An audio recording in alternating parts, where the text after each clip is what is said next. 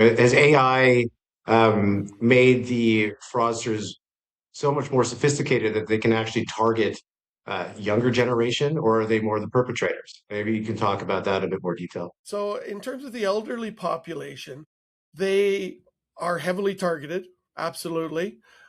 Primarily, though, because they are perceived to have more wealth to lose, to gain by the fraudsters. Somebody who is retired, who's collecting a pension, who's paid off their house, who has no mortgage on their house, who has spent the majority of their life gaining credit, and it doesn't necessarily mean cash in the bank.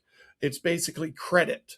So if they come to you and they're able to concoct a story which convinces you strongly enough that maybe a loved one is in jail, or there's an investment opportunity, or there's a romantic opportunity.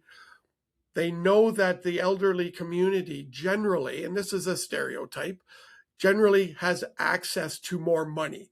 They're able to go into their bank. They're able to access lines of credit. They've gained more credit throughout their life. So they're a bigger prize to get, really. That's why they're targeted so heavily. Has nothing to do with, not being technologically savvy, or any other reasons that people say. But having said that, AI has basically allowed the fraudsters to target their scams against communities across the board.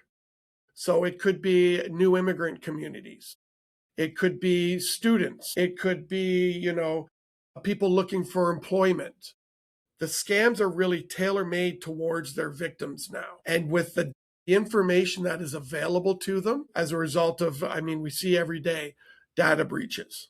That's where that's how they're getting our information. That's how they're getting our driver's license, our SIM cards, our bank account information, is through data breaches, as well as through social media. So we're offering it up for a lot of us, right? We're putting on Yeah. our social media our family members. We're putting up a picture of our house.